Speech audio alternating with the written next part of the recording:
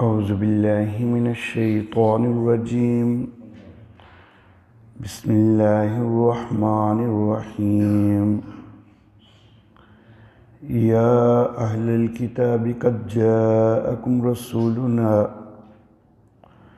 یبین لکم کثیرا مما کنتم تخفون من الکتاب ویعفو عن کثیر قد جاءکم من اللہ نور وکتاب مبین یہدی بہ اللہ من اتبع رضوانہ سبل السلام ویخرجہم من الظلمات الی النور بإذنہ ویہدیہم الی صراط مستقیم۔ صدق اللہ مولانا العلی العظیم وبلغنا نبیہ ورسولہ الکریم۔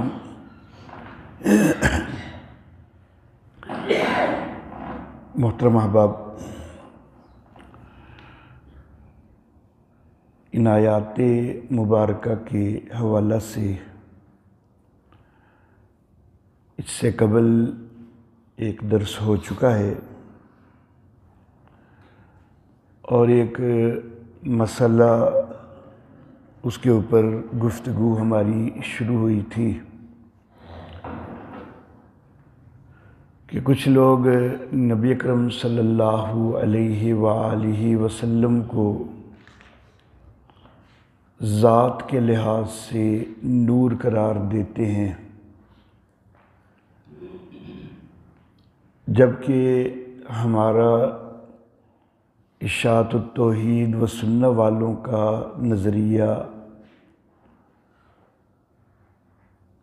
اور علماء دیوبند کا نظریہ یہ ہے کہ نبی اکرم صلی اللہ علیہ وآلہ وسلم صفاتی لحاظ سے ضرور نور ہیں، لیکن آپ کی ذات جو ہے وہ بشر ہے۔ اس حوالہ سے نبی اکرم صلی اللہ علیہ وآلہ وسلم کی بشریت کے متعلق کچھ دلائل میں گزشتہ درس میں عرض کر چکا۔ اس کے بعد اتفاق ہو گیا کہ مسلسل سفروں میں رہا اور کسی دن اگر گھر پہ رہا تو طبیعت ناساز رہی، اس لیے تقریباً 2 ہفتے درس نہیں ہو سکا۔ میں نے عرض کیا تھا کہ فریق مخالف کے دلائل کا بھی ہم نے کچھ جائزہ لینا ہے کہ جو نبی اکرم صلی اللہ علیہ وآلہ وسلم کو ذات کے لحاظ سے نور قرار دیتے ہیں۔ پھر معاملہ صرف نور تک ہی نہیں رہتا، نور من نور اللہ بھی کہتے ہیں کہ اللہ کے نور میں سے نور۔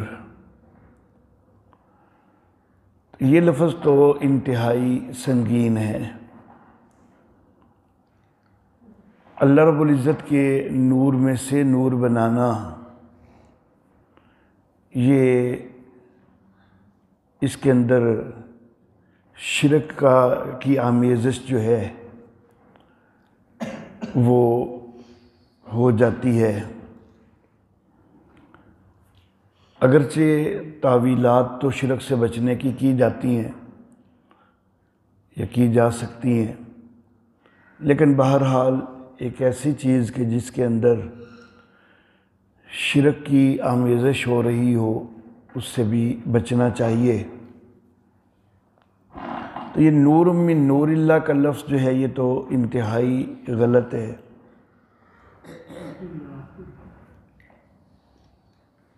اگر اللہ کے نور میں سے نور ہیں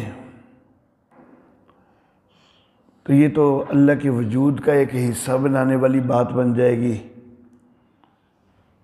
تعویلات کر کے اس چیز سے ہٹا جائے تو الگ بات ہے، لیکن لفظوں سے تو یہی ظاہر ہوتا ہے، تو یہ تو بات شرک کی طرف چلی جائے گی۔ پھر اگر اللہ کے نور میں سے نور ہیں معاذ اللہ، اور اپنی ذات کے لحاظ سے اللہ کے نور میں سے نور ہیں، تو نبی اکرم صلی اللہ علیہ وآلہ وسلم آپ تو نیند بھی کیا کرتے تھے، سویا بھی کرتے تھے، اور آپ کے اوپر تو وفات بھی آئی۔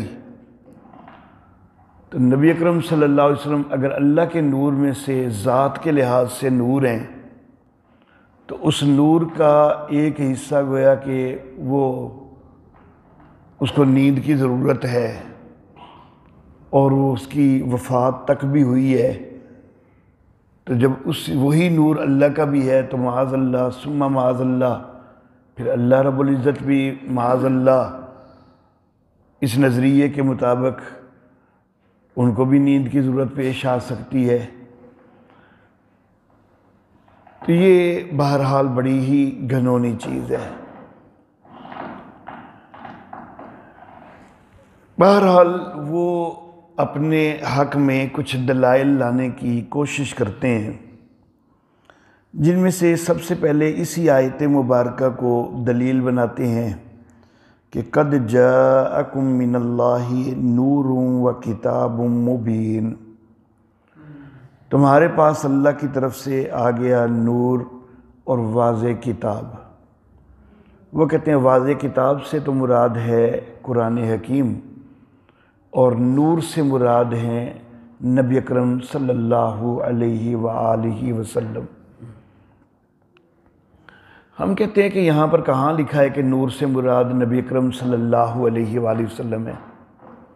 کوئی صراحت موجود نہیں ہے قرآن حکیم میں کہ یہاں پر نور سے مراد نبی اکرم صلی اللہ علیہ وآلہ وسلم ہے۔ اصل بات یہی ہے کہ نور سے بھی قرآن حکیم ہی مراد ہے، کتاب مبین سے بھی قرآن حکیم ہی مراد ہے۔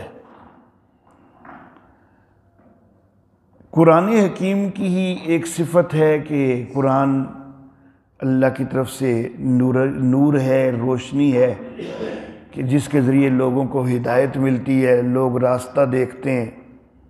تو یہ ایک صفت ہے قرآن حکیم کی۔ واضح کتاب ہونا یہ بھی قرآن حکیم کی ایک صفت ہے۔ تو بات تو صرف اتنی ہے کہ یہ قرآن حکیم ہی کی دو صفات ہیں، اور اگلی آیت کے ابتدائی لفظوں میں اس کی طرف ایک بڑا واضح اشارہ بھی موجود ہے۔ قد جاءکم من اللہ نور و کتاب مبین، تمہارے پاس اللہ کی طرف سے نور آ گیا اور واضح کتاب آ گئی۔ اب ہمارا نظریہ یہ ہے کہ دونوں سے چیز ایک ہی مراد ہے، نور سے بھی قرآن مراد ہے، کتاب مبین سے بھی قرآن حکیم ہی مراد ہے۔ آگے اللہ رب العزت فرماتے ہیں یہدی بہ اللہ، اللہ اس کے ساتھ ہدایت دیتے ہیں۔ اللہ نے یہدی بہ ما نہیں کہا کہ اللہ ان دونوں کے ساتھ ہدایت دیتے ہیں، یوں نہیں کہا۔ اب فریق مخالف کا نظریہ تو یہ ہے کہ یہ دو الگ الگ چیزیں ہیں۔ نور سے مراد نبی اکرم صلی اللہ علیہ وآلہ وسلم ہے، کتاب مبین سے مراد قرآن حکیم ہے۔ تو پھر یہ دونوں چیزوں کے ذریعے اللہ ہدایت دیتے ہیں نا، تو پھر تو ہونا چاہیے تھا یہدی بہم اللہ، اللہ ان دونوں کے ذریعے ہدایت دیتے ہیں۔ لیکن اللہ نے ہما ضمیر جو تثنیہ کی ہے وہ نہیں استعمال کی، بلکہ ہی ضمیر استعمال کی ہے جو کہ واحد کی ہے، کہ اللہ اس کے ذریعے، ان دونوں کے ذریعے نہیں۔ اب یہ واحد کی ضمیر جو آئی ہوئی ہے تو یہ پھر ان دونوں چیزوں میں سے کسی ایک کی طرف لوٹ سکتی ہے اگر یہ دو چیزیں ہیں تمہارے نظریے کے مطابق۔ تو اگر یہ ضمیر ہے نور کے لیے کہ اللہ اس نور کے ذریعے ہدایت دیتے ہیں، نبی اکرم صلی اللہ علیہ وسلم اگر نور ہیں اور اللہ اس نور کے ذریعے ہدایت دیتے ہیں، تو پھر یہ ضمیر کتاب کی طرف نہیں لوٹ رہی، کیونکہ ضمیر تو ہے واحد کی، تثنیہ کی ضمیر ہوتی ہے تو وہ تو دو چیزوں کی طرف چلی جاتی ہے، یہ ضمیر تو ہے واحد کی۔ تو اگر نور کے لیے ہے تو پھر یہ کتاب مبین کے لیے نہیں، اور اگر یہ کتاب مبین کے لیے ہے تو پھر نور کے لیے نہیں۔ تو پھر معاذ اللہ ثم معاذ اللہ یہ کہنا پڑے گا کہ یا تو نبی اکرم صلی اللہ علیہ وسلم ان کے ذریعے ہدایت ملتی ہے تو کتاب کے ذریعے کوئی نہیں ملتی، یا پھر کتاب کے ذریعے ہدایت ملتی ہے تو نبی اکرم کے ذریعے کوئی نہیں ملتی، تو یہ تو انتہائی غلط بات ہو جائے گی۔ اللہ رب العزت نے واحد کی ضمیر لا کے یہ اشارہ فرما دیا کہ نور سے بھی وہی ہستی مراد ہے، وہی چیز مراد ہے کہ جو کتاب مبین سے مراد ہے۔ نور سے بھی مراد قرآن حکیم ہے، کتاب مبین سے بھی مراد قرآن حکیم ہے، اسی لیے واحد کی ضمیر آئی ہے۔ اللہ اللہ، جب ہم یہ بات کرتے ہیں کہ واحد کی ضمیر سے بڑا واضح ہو رہا ہے کہ نور سے بھی قرآن حکیم مراد ہے، کتاب منیر سے بھی کتاب مبین سے بھی قرآن حکیم مراد ہے، تو وہ کہتے ہیں درمیان میں واو آئی ہے، اور اس واو کو عربی گرامر کی روح سے واو عاطفہ کہتے ہیں، اور عربی گرامر کا اصول ہے کہ جہاں پر واو عاطفہ آتی ہے تو پھر پہلی چیز جو واو سے پہلے بیان ہوئی ہے اور بعد والی چیز جو واو کے بعد والی میں بیان ہوئی ہے تو ان میں کوئی نہ کوئی فرق ہوتا ہے۔ تو جب واو عاطفہ کے لیے یہ اصول ہے کہ پہلی چیز میں اور دوسری چیز میں فرق ہوتا ہے، تو اگر قرآن حکیم ہی مراد ہو دونوں سے تو پھر فرق تو کوئی نہ ہوا، تو وہ یہ دلیل لانے کی کوشش کرتے ہیں۔ ہم کہتے ہیں کہ فرق یہاں پر صفت کے لحاظ سے موجود ہے۔ نور ان کے اندر قرآن حکیم کی صفت، اس کی نورانیت وہ ذکر کی گئی ہے، اس کا روشنی ہونا ذکر کیا گیا کہ جس سے لوگ رہنمائی حاصل کریں، اور کتاب مبین میں اللہ رب العزت قرآن حکیم کی صفت واضح ہونا یہ ذکر کی گئی ہے۔ تو صفت کے لحاظ سے فرق ہے، ایک میں قرآن حکیم کا روشنی ہونا ذکر ہوا ہے، دوسرے میں جو ہے وہ قرآن حکیم کا واضح کتاب ہونا ذکر ہوا ہے۔ صفت کے لحاظ سے فرق ہے، مصداق دونوں کا ایک ہے، صفت کے لحاظ سے فرق ہے، تو فرق جو ہے جو واو عاطفہ کا تقاضا ہے وہ تو ہو گیا۔ تو اس کے لیے یہ لازم تو کوئی نہیں کہ دونوں کو الگ الگ ذات بنایا جائے، صفت کے لحاظ سے فرق ہو جائے تو واو عاطفہ کا تقاضا تو پورا ہو جاتا ہے۔ سورہ مومن کی آیت نمبر 3 میں اللہ رب العزت نے اپنے نام لیے ہیں۔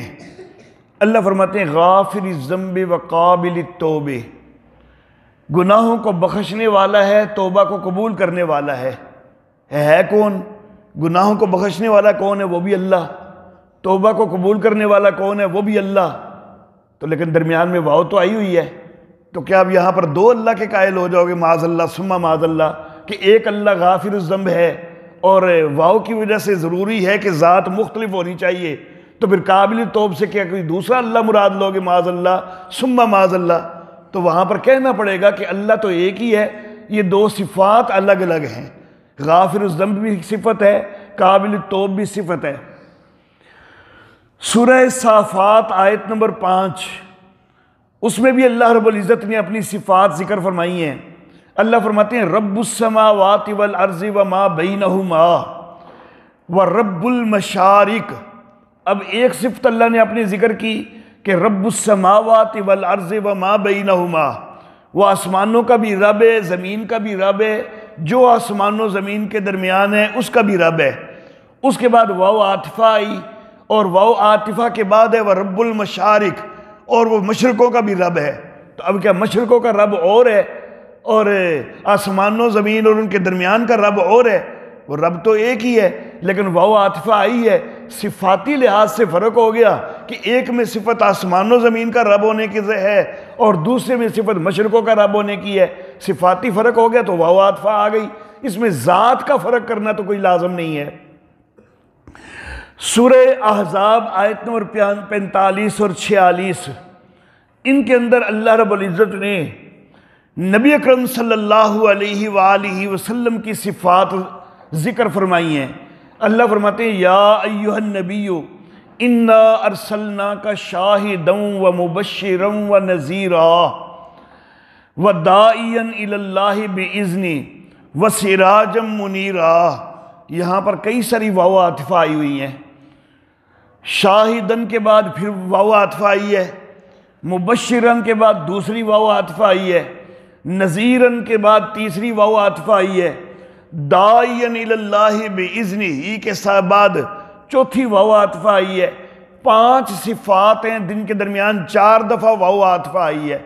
تو اب اگر ذات کے لحاظ سے مختلف کرنا ضروری ہے تو کیا نبی اکرم صلی اللہ علیہ وسلم 5 مختلف ذاتیں ہیں کہ نبی وسلم کی ایک ذات جو ہے وہ شاہد ہے، دوسری ذات جو ہے وہ مبشر ہے، تیسری ذات نذیر ہے، چوتھی ذات داعین الی اللہ بِإِذْنِهِ ہے، 5ویں ذات سراجم منیرہ ہے؟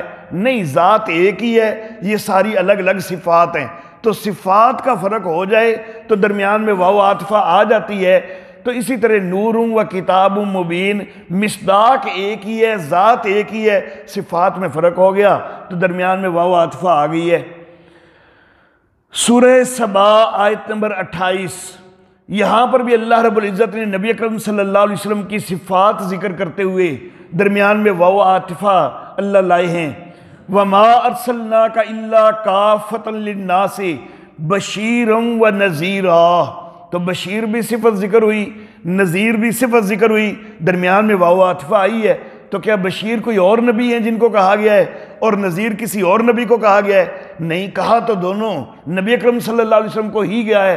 تو پھر معلوم ہوا کہ صفت کے اندر فرق ہو تو صفاتی لحاظ سے فرق ہونا اتنا واو عاطفہ کے ساتھ کافی ہو جاتا ہے، ذات کے اندر فرق بنانے کی ضرورت کوئی نہیں ہوتی۔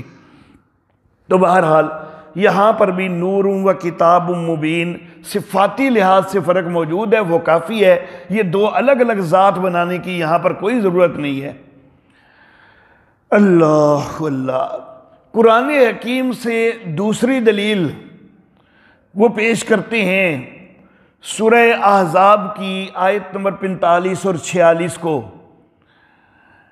کہ یا ایہا النبی انا ارسلناک شاہدا و مبشرا و نذیرا و داعیا الی اللہ بإذنہ و سراجا منیرا۔ تو اللہ رب العزت نے یہاں پر نبی اکرم صلی اللہ علیہ وسلم کو سراجا منیرا کہا ہے، روشن چراغ کہا ہے۔ تو وہ کہتے ہیں کہ دیکھو روشن چراغ کہا ہے تو پھر نبی وسلم نور ہیں۔ تو میں یہ عرض کرنا چاہوں گا کہ دونوں آیتوں کے اندر باقی ساری نبی اکرم صلی اللہ علیہ وسلم کی صفات ذکر ہو رہی ہیں، تو یہاں پر نور ہونا واضح ہے، سراج منیر نبی وسلم کو کہا گیا ہے۔ لیکن جب باقی ساری صفات ہیں تو یہ بھی صفت ہے نا، تو صفاتی لحاظ سے تو نور ہم مانتے ہیں، تو اس میں ہمارے عقیدے کے اوپر تو کوئی ضرب پڑتی ہی نہیں ہے، یہ تو صفاتی لحاظ سے نور مراد ہے۔ شاہد سے مراد نبی اکرم صلی اللہ علیہ وسلم کی صفت ہے، مبشر سے مراد نبی وسلم کی صفت ہے، نذیر سے مراد نبی اکرم صلی اللہ علیہ وسلم کی صفت ہے، داعیا الی اللہ بإذنہ سے مراد نبی اکرم صلی اللہ علیہ وسلم کی صفت ہے۔ تو پھر سراج منیر بھی ان ساری صفات میں ذکر ہوا ہے تو اس سے بھی مراد نبی اکرم صلی اللہ علیہ وسلم کی صفت ہے۔ تو یہ صفاتی لحاظ سے نور ہیں کہ آپ کے ذریعے ہدایت پھیلی ہے، لیکن آپ کی ذات جو ہے وہ بشر ہے، ایک بشر کے گھر میں پیدا ہوئے ہیں، بشر کے اولاد ہیں اور آپ کی اولاد بھی آگے بشر ہے، تو پھر ذات کے لحاظ سے آپ نور نہیں ہو سکتے ہیں۔ اللہ اللہ، کچھ روایات کو، حدیث کی روایات کو بھی پیش کیا جاتا ہے۔ ان میں سے کچھ روایات تو وہ ہیں کہ جن میں نبی اکرم صلی اللہ علیہ وآلہ وسلم کے چہرہ مبارک کے چمکتا دمکتا ہونے کا تذکرہ ہے، تو اس سے وہ نور ثابت کرنے کی کوشش کرتے ہیں۔ لیکن یہ اللہ رب العزت نورانی چہرہ وہ کسی بشر کا بھی تو پیدا کر سکتے ہیں، تو یہ حدیثیں کہ جن میں نبی اکرم صلی اللہ علیہ وسلم کے چہرے کی چمک کا تذکرہ ہے، تو ان حدیثوں کو ذات کے لحاظ سے نور نبی اکرم کو بنا دینا تو یہ تو کوئی بھی ثابت نہیں ہوتا۔ بہت سارے ہمارے احباب وہ ان کے رنگ سفید ہوتے ہیں اور خوب سفید ہوتے ہیں، چہرے چمک رہے ہوتے ہیں، تو یہ چہروں کا چمکنا تو نبی اکرم صلی اللہ علیہ وسلم کا وہ پوری کائنات میں سب سے زیادہ چمکنے والا چہرہ تھا، تو اس میں بشر سے نکالنے کی تو کوئی ضرورت نہیں بنتی. اس لیے ان احادیث کو، ان روایات کو میں جو ہے وہ صرف نظر کر رہا ہوں، کیونکہ ان میں بشریت ہی ثابت ہوتی ہے، نورانیت کوئی ثابت نہیں ہوتی. صرف چہرے کا چمکنا جو ہے وہ ذات کو نور ثابت کوئی نہیں کرتا. ایک دو روایتیں جو وہ ایسی پیش کرتے ہیں کہ جن میں بظاہر یوں لگتا ہے کہ یہاں تو ذات کو نور کہا گیا ہے. ایک پیش کی جاتی ہے اول ما خلق اللہ نوری، سب سے پہلے جو اللہ نے پیدا کیا وہ میرا نور پیدا کیا. اب یہ میرا نور پیدا کیا یہ تو ذات کے لحاظ سے نور ثابت ہو رہا ہے، لیکن سوال یہ ہے کہ کیا یہ حدیث، کیا یہ روایت حدیث کی کسی کتاب میں موجود بھی ہے؟ تو حدیث کی کتابیں ہم نے کھنگال ماری، یہ حدیث کی کسی کتاب میں یہ روایت ملتی کوئی نہیں ہے. لوگوں کی زبان زد عام تو ہو چکی، لیکن کسی سند سے کسی حدیث کی کتاب میں اس روایت کا وجود ہی کوئی نہیں ہے سرے سے. تو یہ صرف من گھڑت چیز ہے جو لوگوں کی زبانوں پہ عام کروا دی گئی ہے. حقیقت میں یہ کوئی حدیث نہیں ہے، کوئی روایت نہیں ہے. اللہ اللہ. ایک اور روایت وہ بڑے دھڑلے سے پیش کی جاتی ہے حضرت جابر بن عبداللہ رضی اللہ تعالی عنہ سے. قالا، حضرت جابر کہتے ہیں سألت رسول اللہ صلی اللہ علیہ وآلہ وسلم ان اول شیء خلقہ اللہ تعالی. حضرت جابر کہتے ہیں کہ میں نے اللہ کے رسول صلی اللہ علیہ وآلہ وسلم سے اس پہلی چیز کے متعلق پوچھا کہ جس کو اللہ نے پیدا کیا ہے. فقالا، تو نبی اکرم صلی اللہ علیہ وسلم نے کہا ہوا نور نبی کا یا جابر، وہ تیرے نبی کا نور ہے اے جابر. خلقہ اللہ، کہ جس کو اللہ نے پیدا کیا. آگے پھر کافی طویل جو ہے وہ حدیث ہے. بہرحال اس روایت کو پیش کیا جاتا ہے، لیکن یہ روایت بھی، یہ جب بھی کسی نے اس کا ذکر کیا نا تو بنیاد بنائی یہ کہ مصنف عبد الرزاق میں یہ روایت ہے. بچپن سے ہم یہ سنتے آئے کہ یہ مصنف عبد الرزاق میں ہے. آج سے کئی سال پہلے مصنف عبد الرزاق، میں نے اس کو سارا کھنگال مارا، یہ روایت کہیں بھی نظر کوئی نہ آئی. بہرحال اب جو کوئی بھی اس روایت کو پیش کرتا تو میں کہتا کہ بھئی مصنف عبد الرزاق کے حوالہ سے پیش کی جاتی ہے، نکال کے دکھا دو وہاں پر اگر ہے تو یہ روایت مصنف عبد الرزاق میں ہوتی تو ملتی کوئی نہیں تھی، معاملہ ختم ہو جاتا. لیکن 2-3 سال پہلے ایک معاملہ پیش آیا. میں واٹس ایپ کے اندر میں نے گروپ بنائے ہوئے ہیں کہ جن میں سوالوں کے جوابات بھی دیتا ہوں. تو کراچی کے ایک دوست فرقان علی صاحب، ان کا ایک میسج آیا اسی روایت کے متعلق، اور انہوں نے باقاعدہ صفحہ نمبر بھی لکھا ہوا مصنف عبد الرزاق کا. میں حیران ہوا کہ مجھے تو مصنف عبد الرزاق میں ملی کوئی نہیں، اور میں نے کئی لوگوں سے آج تک کہا ہے کہ نکال کے دکھاؤ، کوئی بھی آج تک تو نکال کے دکھا نہیں سکا. اب یہ باقاعدہ صفحہ نمبر بھی سامنے آ گیا ہے. لفظ یوں لکھے ہوئے تھے کہ الجزء المفقود من الجزء الاول، اور آگے صفحہ نمبر لکھا ہوا. وہ یہ جو ابتدائی لفظ ہے نا الجزء المفقود، وہ اس کی طرف میری توجہ نہیں گئی. الجزء الاول پہلی جلد، یہ میں نے دیکھ کے تو پہلی جلد کا وہ صفحہ نکالا تو وہاں پر وہ حدیث کوئی نہیں. میں نے بہرحال پھر احتیاط کے طور پر وہ دوبارہ ساری مصنف عبد الرزاق کو اچھی طرح کھنگالا، حدیث پھر کوئی نہ ملی، کہیں بھی کسی جلد میں بھی کوئی نہ ملی. میں نے میسج کو پھر دوبارہ غور کیا کہ اب صفحہ نمبر بھی باقاعدہ آیا ہوا ہے تو کوئی نہ کوئی تو معاملہ ہوگا نا، تو صفحہ نمبر آیا نا، ہمیں تو نہیں آ گیا. میں نے ساری جلدوں کا وہ والا صفحہ جو ہے نا وہ صفحہ نمبر دیکھ لیا، لیکن کسی جلد کے بھی اس صفحہ نمبر پہ کوئی روایت موجود نہیں.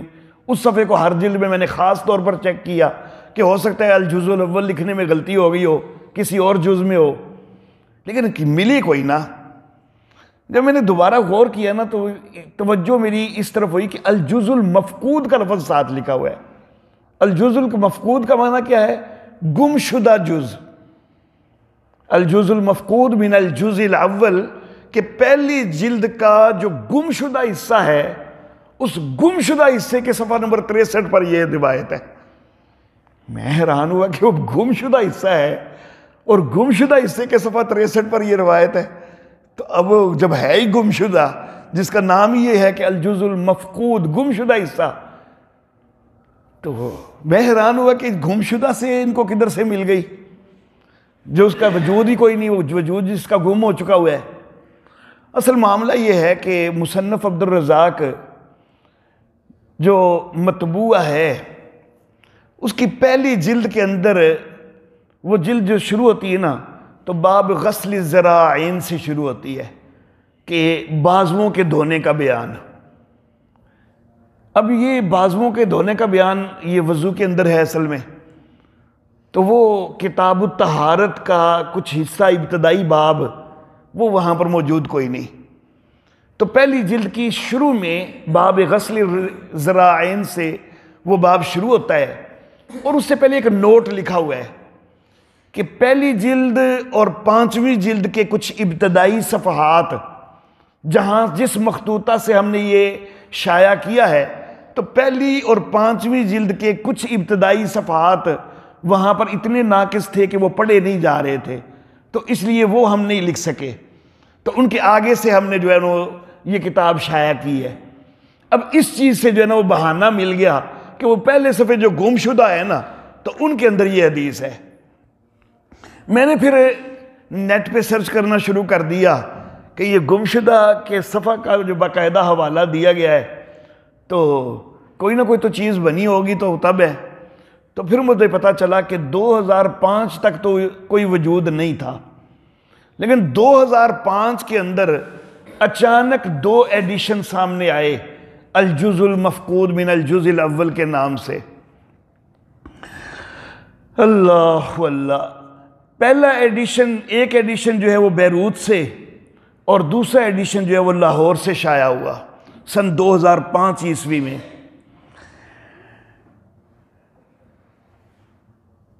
ڈاکٹر عیسیٰ بن عبداللہ بن محمد بن مانع الحمیری، اس بندے نے اس کو اپنی دریافت قرار دیا، اور اس نے کہا کہ یہ نسخہ ہاتھ کا لکھا ہوا ہے، بغداد کے رائٹر کا لکھا ہوا، لیکن ملا مجھے ایک ہندوستانی آدمی سے ہے، ڈاکٹر سید محمد امین برکاتی قادری، ہندوستانی سے یہ مجھے ملا ہے.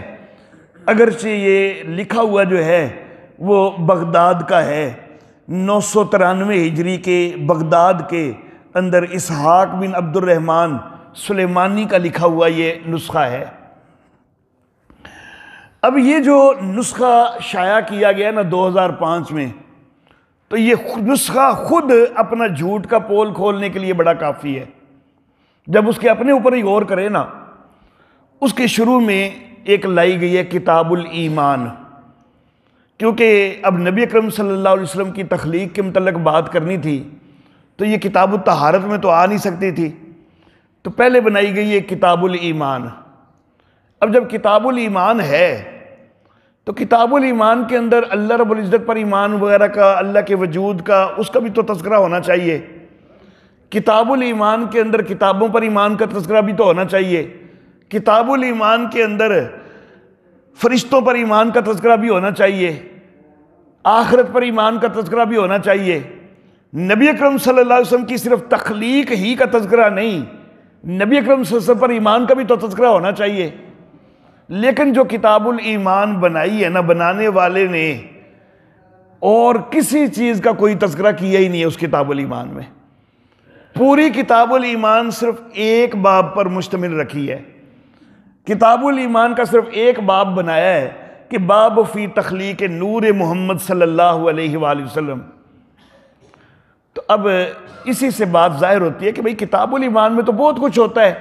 اگر واقعی عبد الرزاق نے اپنی کتاب میں کوئی کتاب الایمان بنائی ہوتی جو کہ گم ہوئی ہے، اب وہ ملی ہے، تو اس کے اندر یہ باقی ساری چیزیں بھی تو ہونی چاہیے تھی نا. کتاب الایمان کا صرف ایک باب تو نہیں ہوتا، اور وہ باب بھی باب فی تخلیق نور محمد، جس کا کتاب الایمان کی بجائے کتاب الشمائل کے ساتھ زیادہ تعلق ہے. اس کو تو کتاب الشمائل بھی ہونا چاہیے، کتاب الایمان کا تو اس کے ساتھ اتنا تعلق ہی کوئی نہیں. نبی اکرم صلی اللہ علیہ وسلم پر ایمان کی بات ہوتی تو وہ کتاب الایمان پہ آتی. یہ تو نبی صلی اللہ علیہ وسلم کی ذات کی تخلیق کی بات ہو رہی ہے، تو یہ تو کتاب الشمائل سے تعلق رکھتی ہے. تو بہرحال جو پاکستان سے ایڈیشن شائع ہوا اس کا مقدمہ لکھا جامعہ نظامیہ رضویہ لاہور کے محمد عبد الحکیم شرف القادری نے، اور وہ اپنی نادانی سے وہ ساری کہانی کا پول بھی کھول گیا. اس نے واضح طور پر مقدمے کے اندر لکھا کہ یہ جو حضرت جابر والی نور و نبی کا والی روایت ہے نا، یہ کہیں سے نہیں مل رہی تھی، تو اس کے لیے کوشش کی ہے، تو پھر یہ جو ہے نا جو الجزء المفقود ملا ہے. تو اصل بات یہ ہے کہ ملا کوئی نہیں، بنایا گیا ہے. یہ 2005 میں بنایا گیا ہے، ملا کوئی نہیں ہے. اللہ اللہ. یہ جو الجز بنایا گیا ہے تو اس کے لیے 10 باب گھڑے گئے ٹوٹل. کتاب الایمان کا تو ایک ہی باب، اور ساتھ ہی آگے کتاب الطہارت شروع ہو جاتی ہے، اور 9 باب اس کے گھڑے گئے، کیونکہ باب الذرائعین جو ہے وہ تو کتاب الطہارت کا پہلا باب ہو نہیں سکتا، تو اس لیے پہلے 9 باب اور گھڑ کے تو کتاب الطہارت کو پورا کیا گیا، اور پہلے کتاب الایمان صرف ایک باب پر مشتمل بنا دی گئی. پھر یہ جو کتاب شائع کی گئی، اس کے جو پہلے 50 صفحے ہیں نا، ان کے اندر تو ادھر ادھر کی مختلف باتیں، تمہیدات وغیرہ وہ ساری ذکر ہوئیں. 51ویں صفحے سے حدیثوں کا سلسلہ شروع ہوا. صفحہ نمبر 51 سے لے کر صفحہ نمبر 62 تک 17 حدیثیں جو ہیں وہ ذکر کی گئیں. اس کے بعد صفحہ نمبر 63 پر یہ حدیث ذکر کی گئی، اور پھر صفحہ نمبر 78 تک صرف اسی ایک حدیث کے اوپر تبصرے جو ہیں وہ چل رہے ہیں. پھر آگے جا کے جو ہے نا وہ اگلی حدیث ہے کتاب الطہارت کی شروع ہوتی ہے. ٹوٹل 44 صفحے ہیں جن کے اندر حدیثیں ذکر ہیں، اور 40 حدیثیں ٹوٹل ذکر ہیں. اس میں 40 حدیثیں ہیں. اس حدیث کا متن جو ہے نا وہ ایک صفحے جتنا بھی نہیں ہے پورا، لیکن اس کے اوپر تبصرے کرتے کرتے جو ہے کئی صفحے لگا دیے گئے. 16 صفحات صرف اس ایک حدیث کو دے دیے گئے. حالانکہ جو اس حدیث کا متن ہے، جب کتاب اگر تم نے شائع کرنی ہے کہ حدیث کا یہ والا حصہ بھائی گم ہوا ہے تو بس متن شائع کرو، تو 16 صفحے اسی حدیث کے اوپر تبصروں پہ لگا دیے.